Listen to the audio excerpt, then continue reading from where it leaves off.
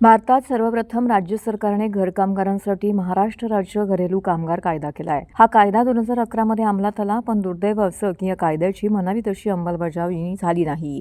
त्यावर सरकारचं नियंत्रण नाही. त्यामुळे ज्यांच्यासाठी हा कायदा करण्यात आला त्या राज्यातील घरकाम करणारे आजही या कायद्याच्या माध्यमातून मिळणाऱ्या सोयीसुविधांपासून वंचित आहेत. असा आरोप राष्ट्रीय घरकाम चळवळीचे राज्य समन्वयक ज्ञानेश पाटील यांनी पत्रकार परिषदेमध्ये केलाय. शिवाय आंतरराष्ट्रीय घरकाम दिनानिमित्त अर्थातच 16 जूनला ठाण्यात शासकीय विश्रामगृह जवळ मानवी साखळीचं आयोजन करण्यात आल्याचं त्यांनी म्हटलंय. यावेळी नॅशनल डोमेस्टिक वर्कर्स ट्रस्टच्या ठाणे जिल्हा समन्वयक रेखा जाधव उपस्थित होत्या. महाराष्ट्र राज्य घरेलू कामगार कायद्यानुसार घरकाम करणाऱ्या आजारपणाचा खर्च मिळणं आवश्यक आहे. कुटुंब विमा त्याचबरोबर अपघात विमा यांसारख्या गोष्टी देखील मिळणं आवश्यक आहे. या कायद्यातील कलम 10ची अंमलबजावणी होत नाही अशी खंत पाटील यांनी व्यक्त केली आहे.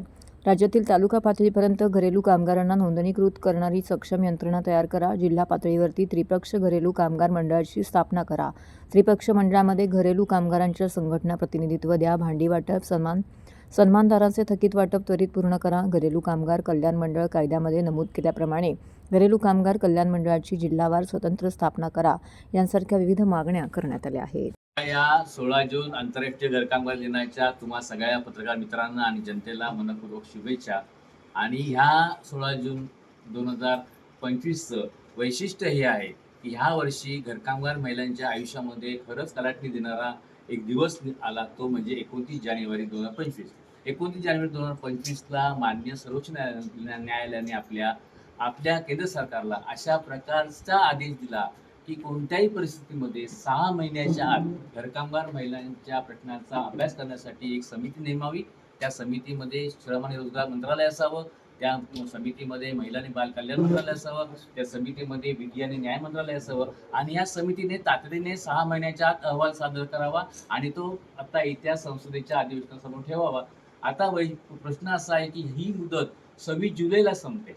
त्यामुळे आता पुढच्या अधिवेशनाच्या अनुषंगाने त्याचं अहवाल तयार होणं आणि तो अहवाल पटलावर येणं यासाठी आम्ही एक मोठी मोहीम राज्यभर आणि देशभर घेतली आहे. त्या मोहिमेचं नाव आहे संदेश साखळी मोहीम. 16 जून आंतरराष्ट्रीय घरकामगार दिन संदेश साखळी मोहीम.